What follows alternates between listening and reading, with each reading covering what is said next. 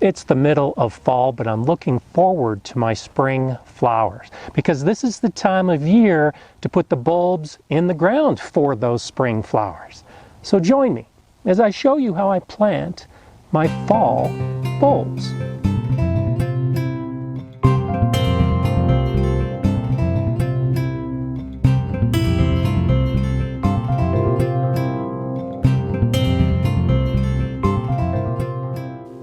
Hi, I'm GardenerScott, and this is a wonderful time of year because I get to look forward to spring.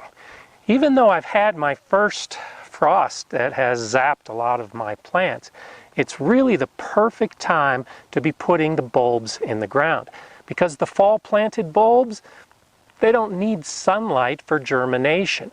They just need some soil warmth, but not hot soil. They actually like cool soil. So as the nights get cold and as the sun begins to falter a little bit during the day, that's ideal for these fall planted bulbs. They'll start sending out roots, and those roots will continue to grow until the ground is frozen. And in the spring, they're ready to pop up and give us their early colors. I've been redoing my front yard all summer. I've put in some grasses, perennial flowers, some bushes and shrubs, and now I'm starting to focus on those spring flowering perennial plants. I'm talking about the crocus and the daffodils and the hyacinth and the lilies and the tulips and all the others that give us that wonderful early spring color. Today I'm planting 3 different types of bulbs.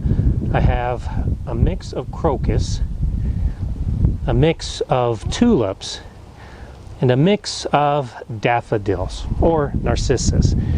I ordered these online and I got these at a local garden center. I'm going to use the term bulb as a generic description of what it is we put in the ground. Now I know some of them are actually corms, and some of them might be rhizomes, and others are actually bulbs. But to make it easier and not make the video too much longer, I'm just going to refer to that thing we stick in the ground as a bulb.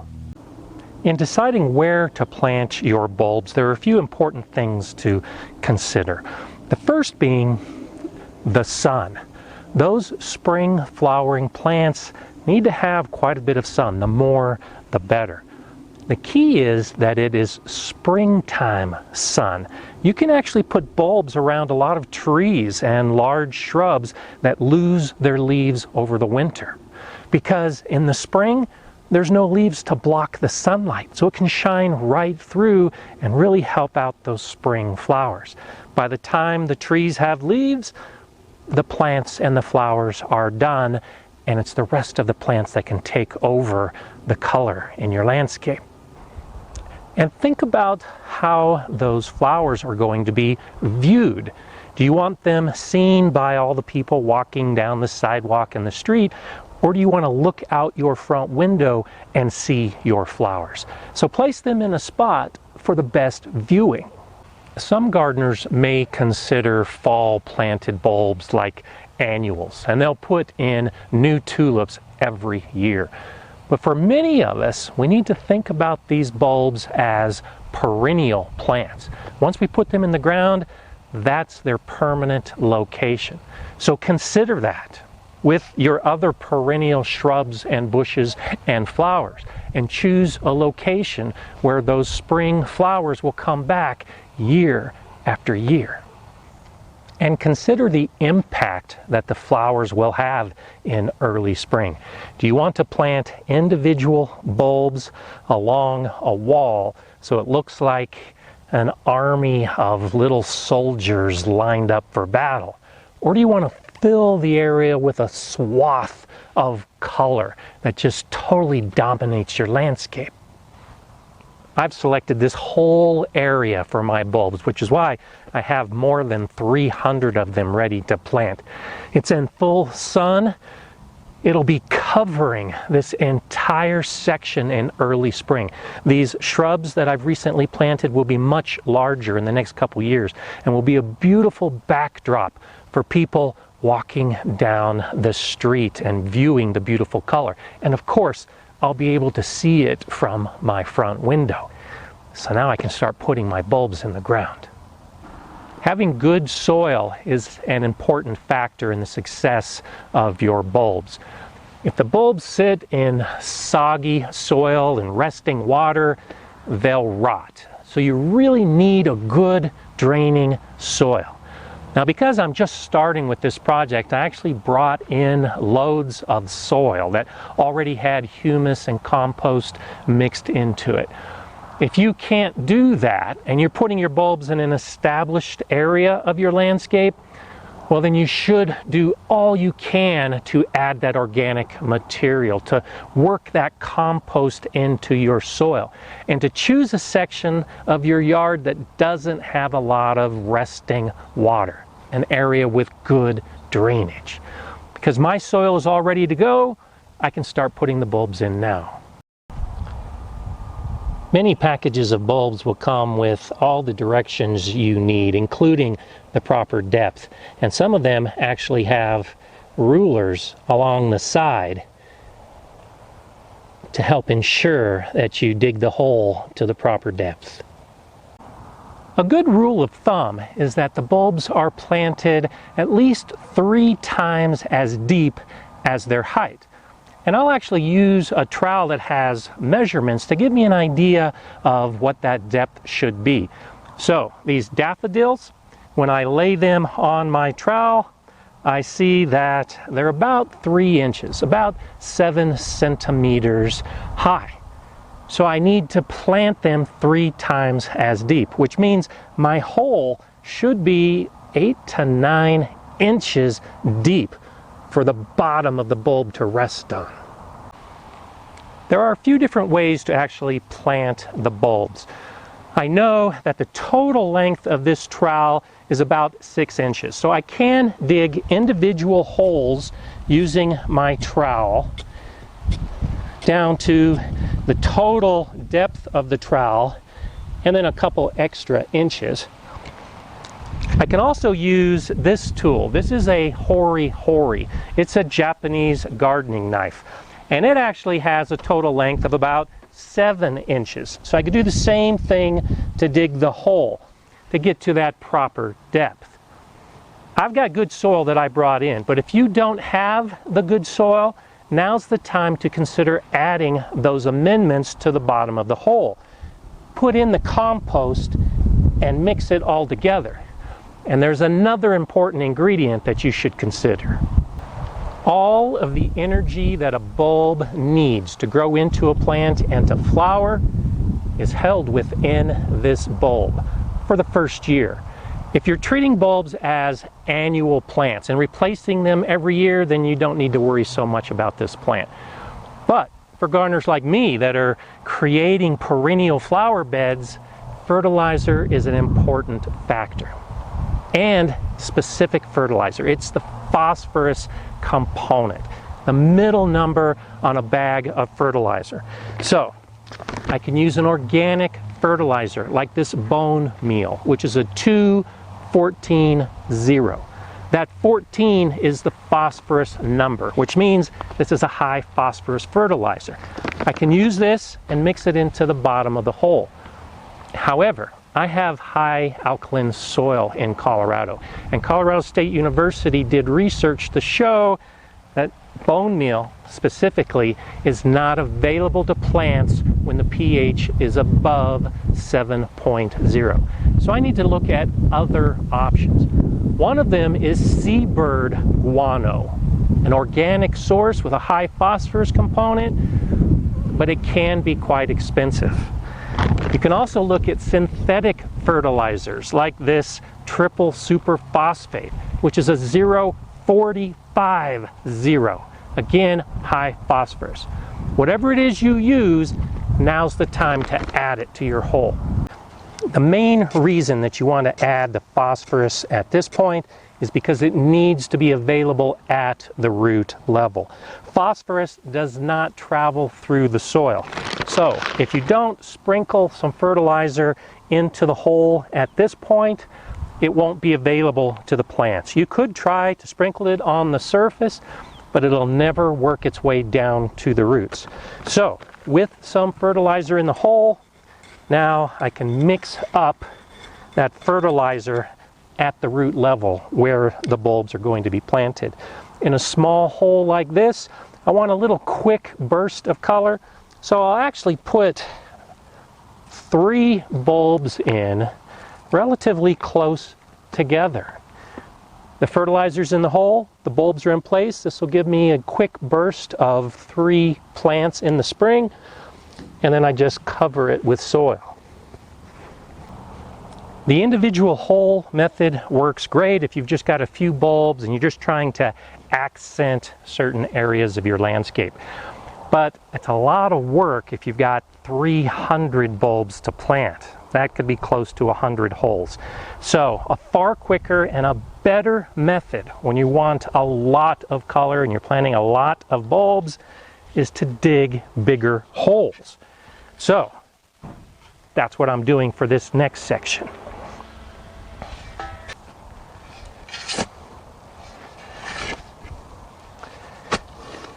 I know that the length of this spade is about 9 inches.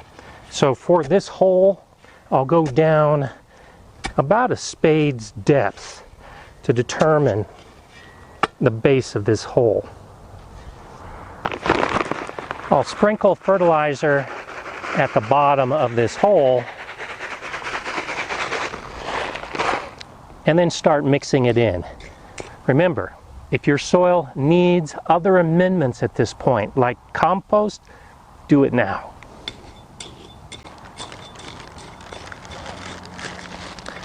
And in a hole like this, I can put a lot of bulbs.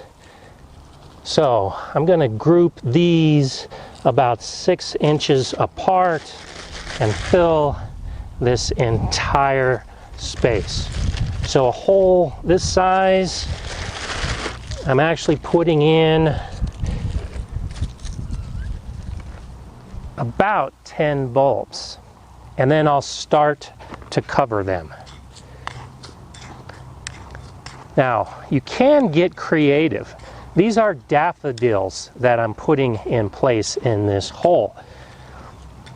To add a double layer of color, and to give me a couple extra weeks, I'm going to put some crocus in the same hole closer to the surface. These only need to be about 3 inches below the surface of the soil. So I'll add a little bit of fertilizer, and then now I'm going to put a whole bunch of these crocus in this hole.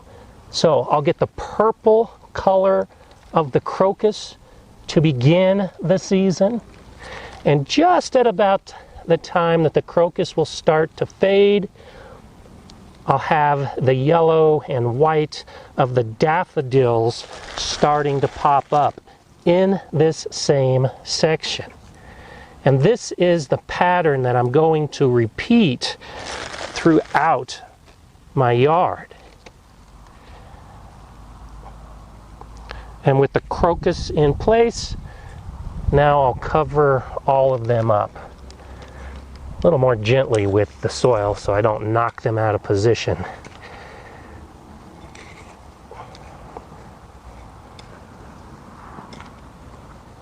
There's another fun way to get a very natural look with your bulbs. Rather than spacing them exactly the same distance apart, take a mix of different bulbs and just throw them on the surface. Wherever they land, that's where you plant them. I need to point out that there is a correct way to plant these bulbs. It's obvious in many of them. For instance, this daffodil and this tulip have obvious pointy tops and flat bottoms. That's the key. The pointy side goes up, the flat side goes down. Some of the corms may not be quite as obvious, but look for a pointy top and a flat bottom. That flat bottom may include some roots, sometimes it doesn't. Pointy up, flat down, and you'll have the best success with your bulbs. A small hole with 3 bulbs or a big hole with 10 bulbs are great options to put bulbs in the landscape. For an area like mine where I want an entire swath of color in this area, a third method may be preferable, and that's to actually dig a trench. So in this entire section, I'll dig down an open trench that gets me the proper depth, and then just lay the few hundred daffodils and the crocus and the tulips in this whole area.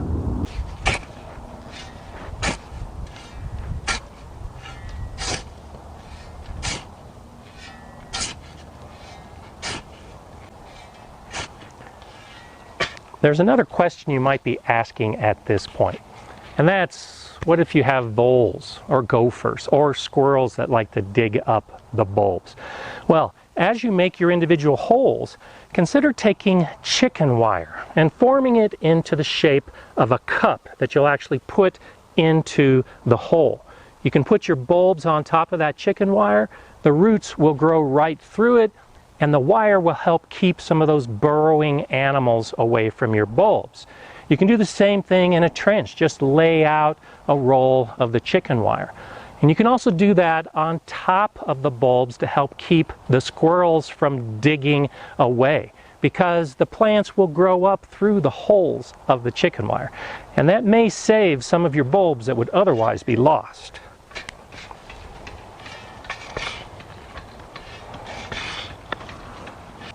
I've mentioned that it's mid-autumn for me when I'm putting these bulbs in the ground.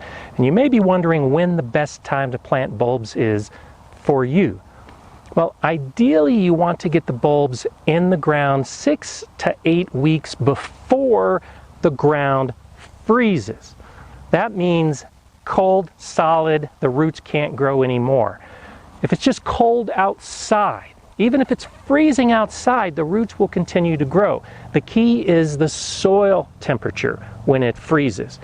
If you have an idea of when that is for you, then back it off 6 to 8 weeks, and that's when you should be putting the bulbs in the ground. Some bulbs, like tulips, don't require as much root development, so you can actually put them in much closer to that freezing point. And if you have winters where the soil doesn't freeze at all, well, you can still do bulbs, but you may need to keep them in the refrigerator for about 6 weeks before you plant them, and then choose the coldest time of your winter to put them in the ground. I still have a lot of bulbs to plant, and I'll be using those 3 basic methods. But for now, let's talk about the watering and the mulching. Once you get your bulbs in the ground, definitely water well to get the soil nice and moist. And try to keep it moist until the ground freezes. If you're 6 to 8 weeks ahead of your freeze date, well then go ahead and put down a good layer of mulch. That'll help moderate those soil temperatures, keep the soil nice and cool so those roots can start developing in that moist soil. If you're a little late in planting your bulbs and it's already pretty cold soil, well then go ahead and leave the mulch off. Allow the daytime sun to heat that soil so you can get some of that root development. And then once the ground freezes, definitely put the mulch in place over the winter. In the spring, there's a problem with a freeze-thaw cycle. And what that means is the ground warms up during the heat of the day and begins to thaw. And then at night it freezes. And then the day it thaws, and at night it freezes. And that freeze-thaw cycle can actually push the bulbs out of the ground, and you've lost your plant. By having the mulch in place as a blanket in that early spring period, you greatly reduce that problem, and you can have some wonderful success with your plants growing. You really don't need to start with 300 bulbs your first time out. Just one bag in one small bed can give you that wonderful color to start your gardening year, and it really is a great way to start. Just follow all the steps and you'll have wonderful success. If you have any questions about planting fall bulbs, well then just let me know below. If you'd like to see more of the GardenerScott videos, well then subscribe to the GardenerScott channel. And be sure to click on the bell so you receive notifications when new videos come out. If you like this one, well then give me a thumbs up and share it. I'm GardenerScott. Enjoy gardening.